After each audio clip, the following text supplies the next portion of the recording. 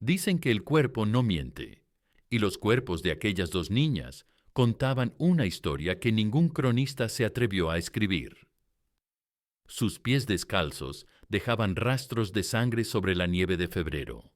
Sus vestidos de seda se habían convertido en harapos empapados, y sus labios azules susurraban oraciones que nadie escuchaba. Ana y Catalina, de Brunswick-Wolfenbüttel, caminaban hacia la muerte en el bosque más helado de Alemania, expulsadas de su propio castillo por el hombre que debía protegerlas, su tío. Tenían 19 y 17 años. Ya no eran princesas, ya no eran sobrinas, ya no eran nada. Solo dos cuerpos temblando en la oscuridad del 8 de febrero de 1547, abandonadas a morir por el crimen de existir. La nieve caía como lágrimas congeladas sobre sus cabezas descubiertas, sin comida, sin abrigo, sin esperanza. El viento les arrancaba gemidos que se perdían entre los árboles desnudos. Sus manos sangraban por aferrarse a las ramas para no caer. Pero esto era solo el principio. Porque en esa misma noche, a kilómetros de distancia, un hombre que había perdido todo se convertiría en padre de las hijas que no eran suyas, en salvador de las almas que no conocía.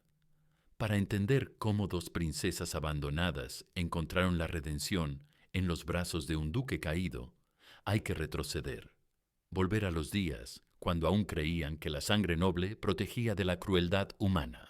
Ana y Catalina nacieron en el castillo de Wolfenbüttel cuando el mundo aún parecía comprensible. Ana llegó al mundo el 15 de marzo de 1528, bajo una tormenta de nieve que los cortesanos interpretaron como mal augurio. Catalina nació 2 años después, el 12 de septiembre de 1530, en una madrugada silenciosa. Eran hijas del duque Enrique I de Brunswick-Wolfenbüttel, un hombre feroz en la guerra pero tierno con sus niñas, y de la duquesa María de Württemberg, una mujer que murió demasiado pronto. Su padre las educó como príncipes varones. Les enseñó latín, teología, historia y política. Hablaban francés, alemán y algo de italiano. Tocaban el laúd y bordaban, pero también conocían las rutas comerciales del Sacro Imperio. Su padre repetía: «La sangre noble os protegerá, pero la inteligencia os salvará». No sabían que mentía. Los primeros años fueron un cuento de hadas. El castillo era un laberinto de salones tapizados y jardines donde corrían libres. Ana era la seria, la que leía tratados por placer. Catalina era la soñadora, la que escribía poemas y preguntaba por qué los mapas nunca marcaban los lugares donde la gente era feliz. Su tío Hermann las visitaba cada Navidad. Traía regalos costosos y sonrisas estudiadas. Las niñas no sabían leer la ambición en sus ojos, cómo evaluaba los territorios, cómo sus dedos tamborileaban cuando su hermano hablaba de testamentos. Hermann esperaba, siempre había esperado. El 28 de enero de 1547, el duque Enrique I cayó enfermo y murió en 3 días. Sus últimas palabras fueron: «Confiad en vuestra sangre, pero jamás en vuestros parientes». Hermann llegó al funeral vestido de luto, pero sus ojos brillaban. Esa misma noche se autoproclamó regente y empezó a planear cómo deshacerse de las únicas herederas legítimas. Hermann necesitaba una excusa para eliminar a sus sobrinas sin provocar un escándalo internacional. La encontró en la religión. En 1547, Europa ardía en guerras confesionales. Hermann vio la oportunidad perfecta. Acusaría a sus sobrinas de herejía luterana. En una época donde la religión era política, la acusación bastaba para justificar cualquier castigo. Durante 2 semanas, Hermann y su nueva esposa, la condesa Margarita, una mujer ambiciosa que odiaba a las niñas por ser más nobles que ella, tejieron la trampa. Plantaron libros luteranos en sus habitaciones, sobornaron criados para que juraran haberlas visto rezar en alemán. Inventaron cartas donde supuestamente expresaban simpatías por los herejes. El 6 de febrero de 1547, Hermann convocó un tribunal improvisado. Ana y Catalina fueron conducidas ante una mesa donde se amontonaban pruebas de su herejía. Biblias en alemán, panfletos protestantes, cartas falsificadas. Las hermanas miraron aquellos objetos sin entender. Nunca los habían visto. El veredicto fue unánime: culpables de herejía, sedición y traición. La sentencia: destierro inmediato y confiscación de bienes. No hubo apelación, no hubo testigos de defensa, no hubo piedad. Esa noche, mientras la nieve caía sobre Wolfenbüttel, 2 princesas fueron despojadas de sus joyas y vestidos. Les dieron ropas de campesina, zapatos rotos y una hogaza de pan duro. A las 10 de la noche, las puertas del castillo se abrieron por última vez para ellas. Hermann las empujó hacia la oscuridad. ¡Que Dios os perdone! Las puertas se cerraron como el fin del mundo. Era medianoche del 7 de febrero de 1547. Y acababan de comprender que la sangre noble no las protegía de nada. El primer día caminaron sin rumbo, aferrándose una a la otra para no caer. Ana intentaba mantenerse fuerte, pero temblaba incontrolablemente.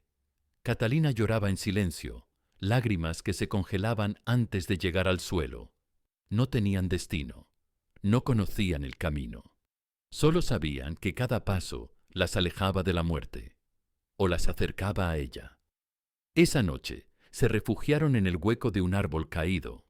Se abrazaron como cuando eran niñas y tenían pesadillas, pero esta pesadilla era real. Ana dividió el pan en pedazos minúsculos. Catalina fingió no tener hambre. Ninguna durmió. El segundo día fue peor. La nieve seguía cayendo, cubriendo cualquier rastro del sendero. Ana se cortó los pies con las piedras. Catalina empezó a delirar por el frío. Encontraron un arroyo y bebieron agua helada que les quemó la garganta. El pan se había terminado. Solo les quedaba la nieve. El tercer día casi no pudieron levantarse. Ana tenía los labios negros por la congelación. Catalina había perdido la sensibilidad en los pies. Ya no hablaban, solo se miraban y se entendían. Iban a morir. Al mediodía, Catalina se desplomó. Ana se sentó junto a ella, le tomó la mano y cerró los ojos. Ya no sentía nada. Fue entonces cuando escucharon la voz. ¡Dios mío! ¿Quién está ahí? Un hombre se acercaba corriendo. No llevaba ropas nobles, sino un capote gastado. Su barba tenía canas y su rostro líneas de cansancio. Pero sus ojos brillaban con compasión. «Son solo niñas», murmuró, arrodillándose junto a ellas. «Soy Federico, y no voy a dejar que muráis aquí». Federico de Sajonia-Weimar había sido poderoso una vez. Había gobernado territorios extensos, comandado ejércitos, negociado con emperadores. Pero cuando la Liga de Esmalcalda fue derrotada en Mühlberg, su mundo se desplomó. Carlos V confiscó sus tierras y lo declaró traidor. Su esposa murió de pena. Sus hijos fueron enviados a conventos. Federico se encontró solo, sin títulos, sin riquezas. Construyó una cabaña en los bosques de Turingia, con las mismas manos que habían firmado tratados. Aprendió a cazar, a pescar, a cultivar. Los campesinos lo conocían como el ermitaño. Durante 3 años había vivido así, trabajando hasta el anochecer, durmiendo en un jergón de paja. No esperaba nada más que la muerte lenta de un hombre que había sobrevivido a su propia vida. Cuando vio a las jóvenes desplomadas en la nieve, algo despertó en su interior. En esos rostros demacrados vio reflejada su propia caída. Eran almas perdidas como él, víctimas de un mundo que devoraba a los débiles sin misericordia. Las llevó a su cabaña, una construcción humilde con una chimenea de piedra. Las acostó en su cama, encendió fuego y limpió sus heridas con delicadeza. Cuando Ana abrió los ojos, creyó que había muerto y que él era un ángel. ¿Dónde estamos? En mi hogar, y mientras yo respire, será también el vuestro. Esa primera noche, Federico no preguntó sus nombres ni su historia. Se limitó a cuidarlas. Sopa caliente, mantas tejidas por él mismo, vigilancia nocturna. ¿Por qué nos ayudáis?, preguntó Ana. Federico miró las llamas. Porque he sido vos. He estado donde estáis, y sé que hay dolores que solo se curan con amor. La primavera llegó tarde, pero cuando se derritió la nieve, Ana y Catalina ya no eran las mismas jóvenes aterrorizadas.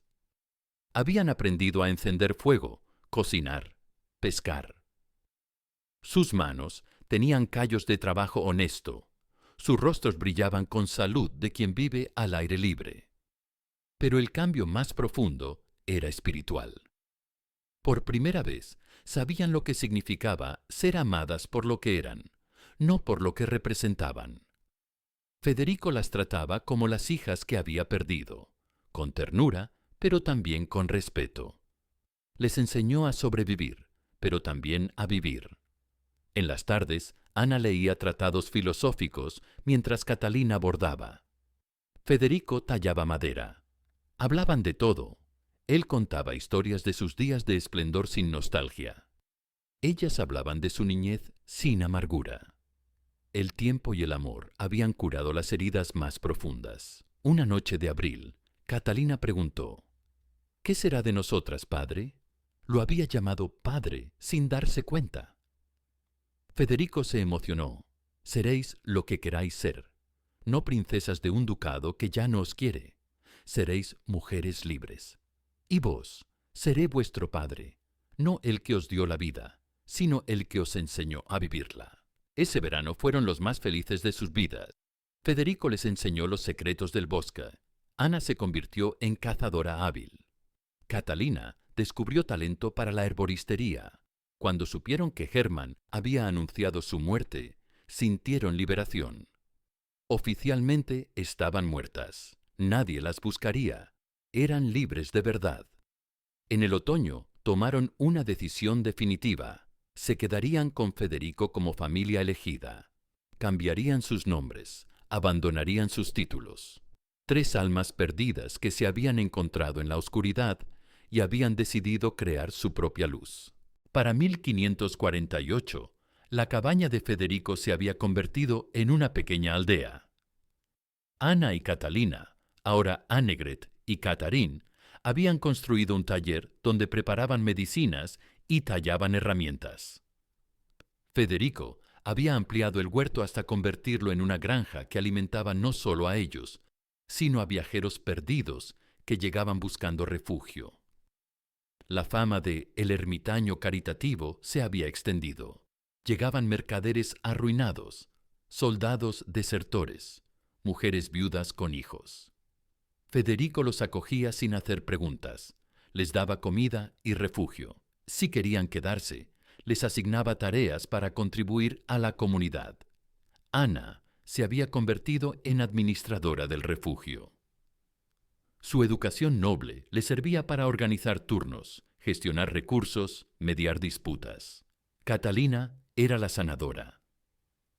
Federico era el patriarca silencioso que protegía a todos. En el invierno de 1548, el refugio albergaba a 14 personas. Un matrimonio de judíos expulsados, soldados desertores, una mujer con hijos huyendo de un marido violento, campesinos sin tierras, un sacerdote que había perdido la fe. Funcionaban como familia extendida, cada uno contribuyendo según sus habilidades. Una noche nevada, Ana miró a su alrededor y comprendió. Había encontrado su lugar en el mundo. No el lugar que su nacimiento le destinó, sino el que había elegido. No gobernaba un ducado, pero protegía una familia. No tenía corona, pero era más reina en esa cabaña que en cualquier palacio.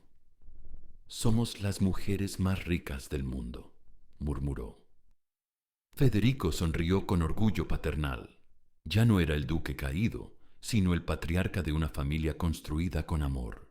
Federico murió en el invierno de 1555, a los 53 años, en la cama que había compartido con Ana y Catalina durante 8 años. Su corazón simplemente se cansó, desgastado por décadas de penas y alegrías extremas. Murió como había vivido sus últimos años, rodeado de amor, con Ana y Catalina sosteniéndole las manos, susurrando su último mensaje. Cuidaos unas a otras, cuidaos de todos. El funeral fue diferente a cualquier ceremonia ducal. No hubo pompas ni protocolos. Los refugiados que Federico había acogido vinieron de toda la región. Campesinos, artesanos, soldados, viudas, huérfanos. Todos tenían historias sobre la bondad del hombre que los había salvado. Ana y Catalina no lloraron durante la ceremonia. Habían aprendido que la muerte no era el final, sino transformación. El espíritu de Federico viviría en cada acto de bondad que realizaran, en cada refugiado que acogieran.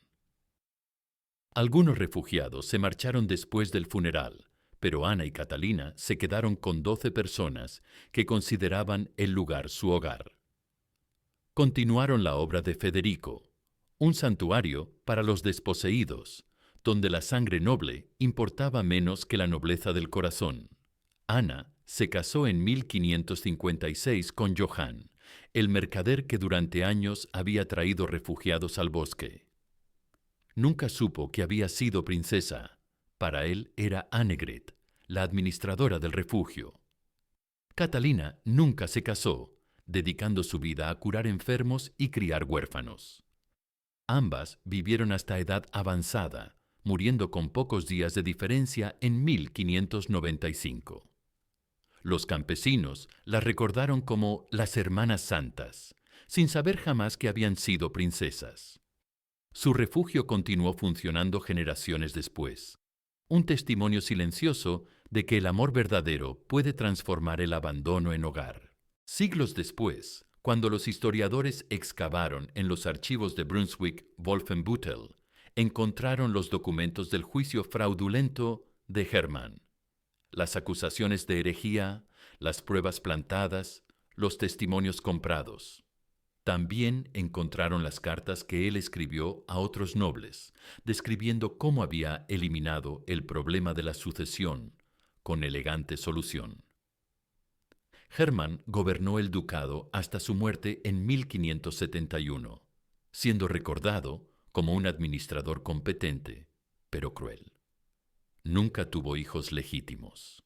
A su muerte, el ducado pasó a una rama lateral de la familia, que rápidamente diluyó el poder en guerras internas y malas decisiones. El linaje que él había asesinado para preservar terminó extinguiéndose en la irrelevancia.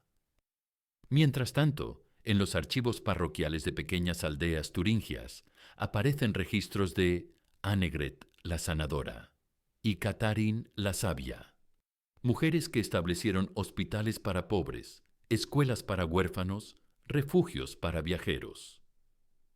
Su trabajo se extendió por toda la región, creando una red de caridad que perduró siglos. La historia oficial nunca registró que las princesas Ana y Catalina de Brunswick-Wolfenbüttel habían sobrevivido. Oficialmente, murieron congeladas en febrero de 1547, víctimas de su propia obstinación herética. Pero la historia verdadera se escribió en otras páginas, en los corazones sanados, en las vidas salvadas, en el amor multiplicado. Porque dicen que el cuerpo no miente. Y los cuerpos de aquellas dos mujeres, que vivieron hasta los 65 y 63 años respectivamente, contaron una historia diferente. Contaron que el frío no mata a quien tiene calor en el corazón, que el abandono no destruye a quien encuentra familia en los extraños, que la nobleza verdadera no está en la sangre, sino en la capacidad de amar sin condiciones. Esta es la historia de dos princesas que murieron en la nieve para nacer como mujeres libres, de un duque que perdió un reino para ganar una familia, de tres almas rotas que se repararon mutuamente y al hacerlo repararon también el mundo a su alrededor.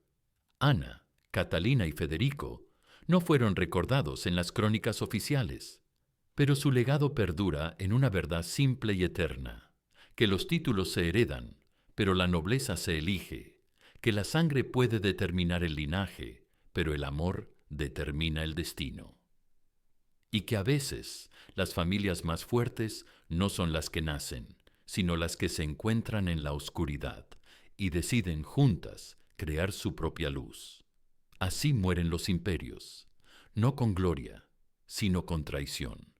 Así nacen las familias verdaderas, no con sangre, sino con amor. Y así se escriben las historias que importan, no en los pergaminos de los poderosos, sino en los corazones de los que eligen ser humanos. Si esta historia te conmovió, comparte este video para que el eco de su amor siga resonando. Porque mientras recordemos que la nobleza verdadera no está en los títulos, sino en los actos, seguiremos siendo capaces de crear familias del corazón, en un mundo que a menudo olvida el valor de la compasión.